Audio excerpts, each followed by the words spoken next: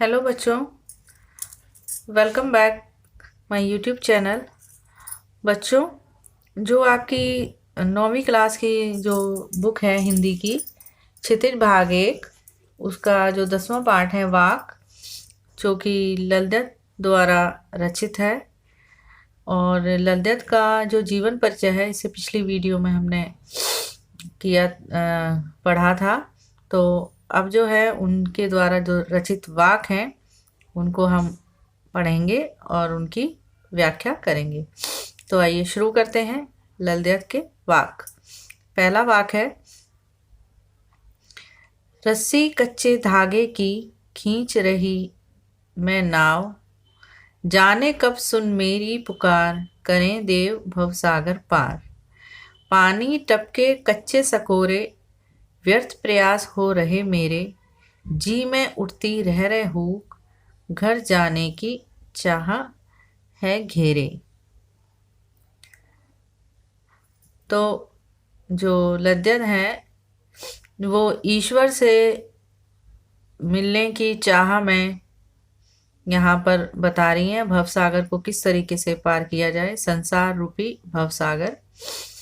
तो रस्सी कच्चे धागे की, जो रस्सी है कच्चे धागे की, खींच रही मैं नाव, अर्थात जो कवयित्री है वो कह रही है कि जो मैं जो ये सांस ले रही हूँ वो कच्चे धागे की रस्सी के समान है, जो कभी भी ये जो प्राणवायु है और जो मेरी सांसें हैं वो टूट सकती हैं। खींच रही मैं नाव, और मैं इस जीवन रूपी नाव को खींच रही हूँ इस कच्चे धागे की रस्सी के समान। जो प्राणवायु मैं ले रही हूँ या जो सांस ले रही हूँ, उससे मैं अपने इस जीवन की नाव को खींच रही हूँ। जाने कब सुन मेरी पुकार, करे देव भवसागर पार। जो ईश्वर हैं पता नहीं कब मेरी पुकार को सुनेंगे, या कब मेरी प्रार्थना ईश्वर तक पहुँचेगी। करें देव भवसागर पार, और तब मुझे जो मेरे ईश्वर हैं, जो मेरे परमात्मा हैं, मुझे इस संसार रूपी भवसागर से पार कराएंगे। संसार रूपी भवसागर से मतलब है बच्चों, जो संसार में जो मनुष्य आता है तो वो परमात्मा को भूल जाता है और अपनी सुख सुविधाओं में और अपने भोग विलास में, इन्हीं सब क्रियाओं में लगा रहता है। ये अर्जित करना, ये करना, और ये सामान खरीदना, वो सामान खरीदना, कपड़े लत्ते, खान पान, मतलब ये जो अपनी रोज़मर्रा की लाइफ है उसको और अच्छा बेहतर बनाने के लिए वो परमात्मा को भूल जाता है। तो यहाँ पर जो कवयित्री हैं वो कह रही हैं कि जो मेरी रस्सी कच्चे धागे के समान जो मेरी सांसें चल रही हैं, परमात्मा इस जीवन को जो खींच रही हैं लगातार, पता नहीं तुम मेरी पुकार कब सुनोगे, और मुझे इस संसार रूपी जो ये भोगों का सागर है संसार, जहाँ पर मैं जी रही हूँ इस भव सागर में।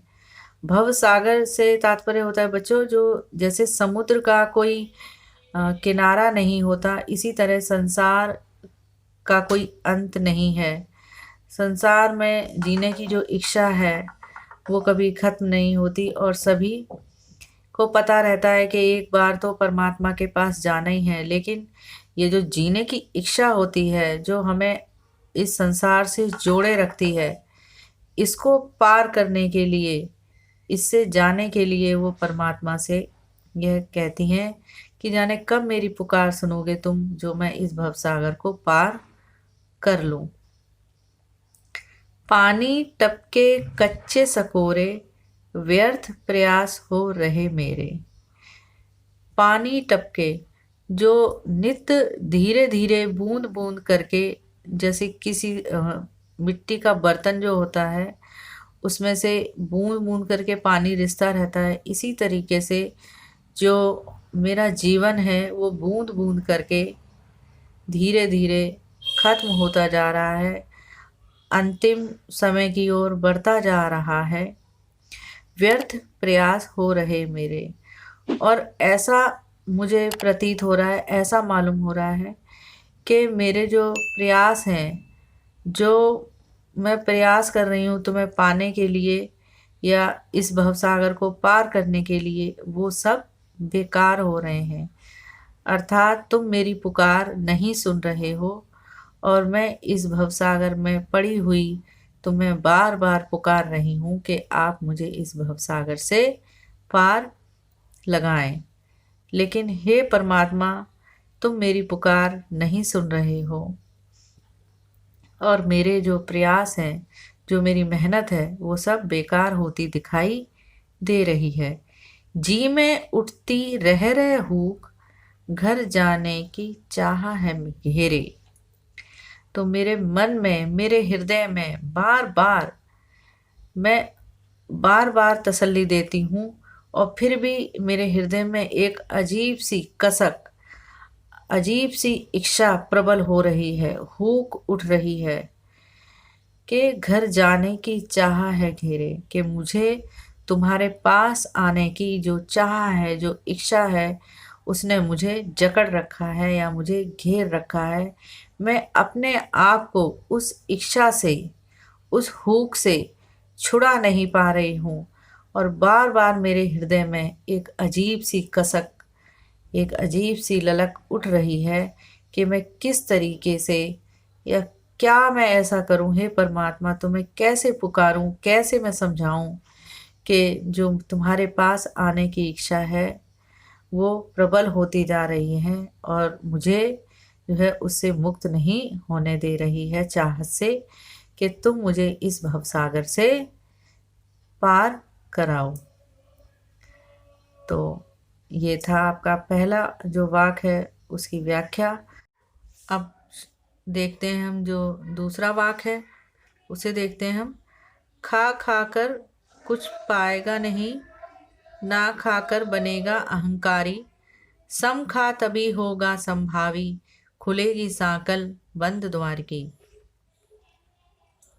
यहाँ पर जो कवयित्री हैं वो कहती हैं, खा खा कर कुछ पाएगा नहीं, अर्थात ईश्वर के आराधना की अवस्था में मनुष्य को अपना सब कुछ, जो परमात्मा को हम अपना सब कुछ समर्पित करना होता है, तभी हम ये सोचते हैं कि हम परमात्मा की आराधना कर रहे हैं या परमात्मा हमसे खुश हो रहा है।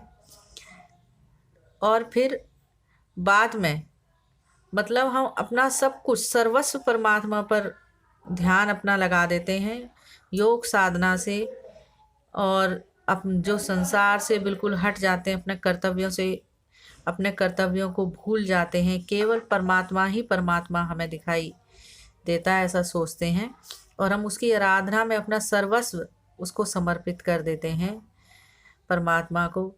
पर कुछ समय बाद ऐसा प्रतीत होता है ना कि हमने कुछ पाया ही नहीं, कि परमात्मा तो हमें मिला ही नहीं, जो परमात्मा है वो तो हमें मिला ही नहीं। ना खाकर बनेगा अहंकारी।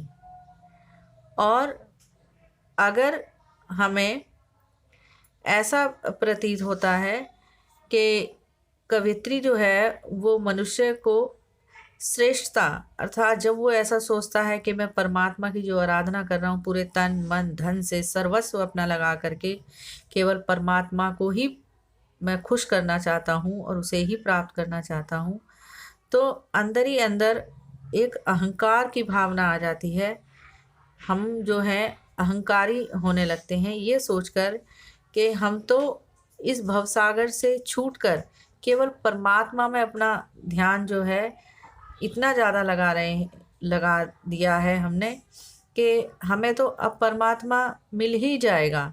तो वो जो अहंकार है हमारे अंदर, अंदर ही अंदर जो एक रहता है, वो हमें महसूस होता है कि हाँ, हमें परमात्मा मिल ही जाएगा जब हम इतनी ज़्यादा उसकी जो है अपना सब कुछ उसको समर्पित कर रहे हैं। तो ये जो अहंकार है वो भी नहीं आना चाहिए हमारे अंदर। सम खा तभी होगा संभावी। सम खा अर्थात भव सागर में रह करके आप अपने कर्तव्यों को भी पूरा करें, और कर्तव्यों को पूरा करने के साथ साथ जो बाही आडंबर हैं उनको छोड़कर आप अपने हृदय में प्रेम से परमात्मा को याद करिए, और शुद्धता से, एक विशाल हृदय से चेतना जो है वो बढ़ती है। हमें परमात्मा को प्रेम से प्राप्त करना है, प्यार से प्राप्त करना है, अपने हृदय से प्राप्त करना है, ना कि योग साधना से और बाह्य आडंबरों से। हमें परमात्मा को प्राप्त नहीं करना है। हम परमात्मा को प्राप्त जब ही कर सकते हैं जब हम अपने कर्तव्यों को भी पूरा करें और प्रेम से परमात्मा को याद करें, अपने शुद्ध मन से, विशाल हृदय से हम उसको अपनाएं, और जो आडंबर है उन सब का त्याग करें, तो खुलेगी साकल बंद द्वार की। तो जो परमात्मा से मिलने में जो साकल है, जो कुंडी है बंद द्वार की, जो दरवाजे बंद हैं वो स्वयं ही खुल जाएंगे। अतः जो अहंकार की जंजीरें और अज्ञान की जंजीरें, जो उसी को ही यहाँ साकल बंद द्वार की बोला गया है।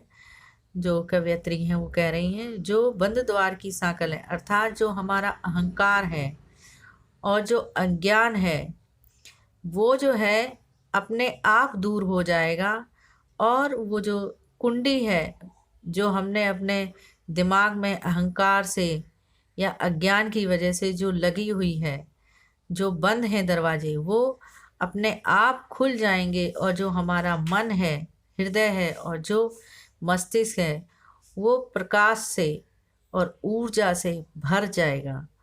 उस तो हमें परमात्मा से मिलने के बीच में जो अज्ञान और जो अहंकार है वो हट जाएगा, और जो प्रकाश है और ऊर्जा है वो परमात्मा से मिलने के लिए द्वार खोल देगी, और हमें परमात्मा की प्राप्ति हो जाएगी। ये था हमारा दूसरा वाक। अब देखेंगे तीसरा। तीसरा वाक है, आई सीधी राह से गई न सीधी राह, सुसुम सेतु पर खड़ी थी बीत गया दिन आह, जेब टटोली कौड़ी ना पाई, मांझी को दूं क्या उतराई। यहाँ पर जो कवयित्री हैं वो कह रही हैं कि आई सीधी राह से, हे परमात्मा मैं इस संसार में आई तो सीधी राह से थी, गई न सीधी राह, लेकिन तुम्हें प्राप्त करने के लिए कोई सीधी राह मुझे नहीं मिली, और तुम तक पहुंचने के लिए मुझे सीधा मार्ग, जो सीधा रास्ता है वो दिखाई नहीं दे रहा है। सुसुम सेतु पर खड़ी थी बीत गया दिन आह, के जो एक ये सुषुम्ना जो है एक नाड़ी होती हैं, शरीर में 3 प्रधान नाड़ियाँ होती हैं, इड़ा, पिंगला और सुषुम्ना। सुषुम्ना उन्हीं नाड़ियों में से एक है जिसको सुषुम सेतु कहा गया है, कि वो सुषुम सेतु पर खड़ी थी बीत गया दिन आहा। मैं सुषुम्ना जो नाड़ी है उस पर मैं सोच विचार कर रही थी, वहाँ खड़ी थी उस राह पर, और बीत गया दिन आहा। सेतु का मतलब है पुल। परमात्मा को प्राप्त करने के लिए जो एक पुल है बीच में, मैं उस पर खड़ी थी। सुषुम्ना नाड़ी और परमात्मा के बीच में जो एक पुल है, मैं उस पर खड़ी थी, पर बीत गया दिन आहा। लेकिन वो जो समय है वो अब बीत गया, और इस संसार रूपी जो भवसागर है उससे पार होने में, तुम तक पहुँचने में हे प्रभु मुझे बहुत समय लग रहा है। जेब टटोली कौड़ी ना पाई। जेब टटोली, जब मैंने अपनी जेब में देखा या मैंने अपने अंतर मन में देखा, जब मैंने देखा कि जो मैंने इस भवसागर में, इस दुनिया में फंसकर अपने लक्ष्य को जो मैं भूल गई थी कि मुझे किस तरीके से अपने कर्तव्यों का निर्वाह करना है, तो कौड़ी ना पाई। तो मेरे पास कौड़ी मतलब बच्चों पैसे होते हैं, लेकिन यहाँ पर जो है कौड़ी से हमारे अच्छे कर्म हैं।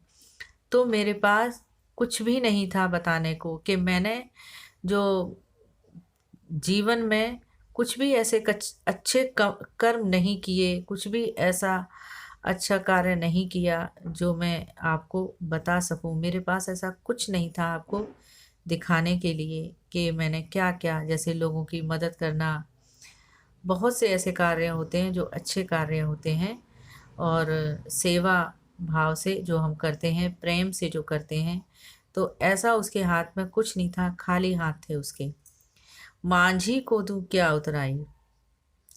मांझी जो होता है वो नाव चला करके हमें नदी के एक पार से दूसरी ओर उतारता है और तब हम उसको कौड़ी देते हैं या पैसे देते हैं।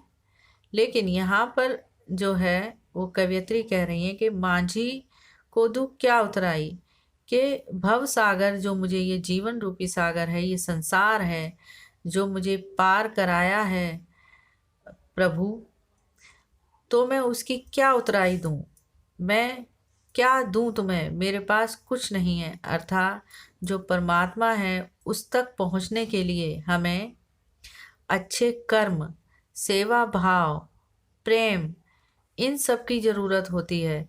जब हम परमात्मा से मिलते हैं मृत्यु के उपरांत, तो हमें यही सब वहाँ पर दिखाना होता है, परमात्मा को यही सब कुछ देना होता है कि हम संसार में हम ये कर्म करके आए हैं अच्छे, इतने लोगों की हमने सेवा करी आदि। ऐसा ये कवयित्री कहती हैं यहाँ पर। और वो जीवन के अंतिम क्षण में जब उसे अपने जीवन की व्यर्थता का बोध होता है कि उसने अपना सारा जीवन जो है व्यर्थ ही गंवा दिया, उसका ज्ञान होता है कि सारा समय तो उसने परमात्मा को योग साधना से, आडंबरों से प्राप्त करने में ही लगा दिया और उसने कुछ भी ऐसा कार्य किया ही नहीं संसार में रहते हुए जो ज़रूरतमंदों की मदद करती या सेवा करती। तो इस चीज़ को वो कह रही हैं कि तब कुछ भी करने में असमर्थता के कारण बड़ी पीड़ा होती है, अर्थात हृदय में बड़ा दर्द होता है कि आज परमात्मा के द्वार पर आकर के मेरी जो जेब है, जो हाथ हैं, वो बिल्कुल खाली हैं। मेरे पास कोई कौड़ी नहीं है या कोई अच्छे कर्म नहीं है जो मैं परमात्मा को दे सकूं, जिसने मुझे ये भवसागर से पार लगाया है और आज मैं खाली हाथ आई हूँ। ये थी बच्चों तीसरे वाक्य की व्याख्या। अब आइए करते हैं चौथा वाक्य। थल थल में बरसता है, थल थल में बसता है शिव ही, भेद ना कर क्या हिंदू मुसलमान, ज्ञानी है तो स्वयं को जान, वही है साहिब से पहचान। थल थल, थल थल मतलब जो धरती है सर्वत्र सभी जगह उसको बोलते हैं थल थल में बसता है शिव। शिव जो है वो ईश्वर या जो लोगों का कल्याण करते हैं, मनुष्य जाति का कल्याण करते हैं, उन्हें शिव से संबोधित किया गया है, ईश्वर को। भेद ना कर क्या हिंदू मुसलमान, जो शिव हैं वो कल्याणकारी हैं। भेद ना कर क्या हिंदू मुसलमान, हिंदू और मुसलमान के बीच दोनों एक हैं, वो मनुष्य हैं, उनमें कोई भेदभाव नहीं है। कैसा हिंदू और कैसा मुसलमान, सब एक ही तो हैं। शिव ने ही ये सारी सृष्टि बनाई है, परमात्मा ने ही ये सारी सृष्टि बनाई है। जब उसने कभी भेदभाव नहीं किया कि उसने ना हिंदू बनाया ना मुसलमान बनाया, उसने तो केवल मनुष्य जाति बनाई है, तो आप उसको भेदभाव से क्यों देखते हैं? भेद ना कर क्या हिंदू मुसलमान, ज्ञानी है तो स्वयं को जान। अगर तू भेद करने वाला है और इतना ज़्यादा ज्ञानी है, तो सबसे पहले खुद को जान ले, अपने अंतर मन में जानो और स्वयं को पहचानो। यदि तुम ये भेद करने का तुम में ज्ञान है कि कौन हिंदू है और कौन मुसलमान है, कौन क्या है, तो सबसे पहले जो वो ज्ञान है वो अपने ऊपर आप अप्लाई करो। अपने आप को देखो, खुद को अंतर मन में झांक के कि तुम खुद क्या हो। तुम खुद को तो समझो कि तुम क्या हो। वही है साहिब से पहचान, वही तो असली पहचान है परमात्मा की। जब तू खुद को समझ लेगा, अर्थात खुद अपने आप को जब तुम जान लोगे, अपने जीवन को पहचान लोगे कि तुम संसार में जो आए हो तो तुम्हारे क्या क्या कर्तव्य हैं, जब तुम ये सब जान लोगे तो वही असली ज्ञान होगा। उसी दिन तुम परमात्मा को पहचान लोगे, उसी दिन तुम्हें परमात्मा मिल जाएगा। यही बच्चों जो वाक हैं दलदक के, ये 4 वाक इसमें दिए गए हैं जो कि हमने इसकी व्याख्या करी है। ये जो वाक हैं आपके हिंदी में दिए गए हैं इसमें, और जबकि ये संस्कृत शैली में लिखे गए थे, लेकिन यहाँ पर जो ये हैं ये हिंदी में दिए गए हैं आपकी बुक में। आशा करती हूँ आपको अच्छे से समझ में आए होंगे ये वाक। Thank you.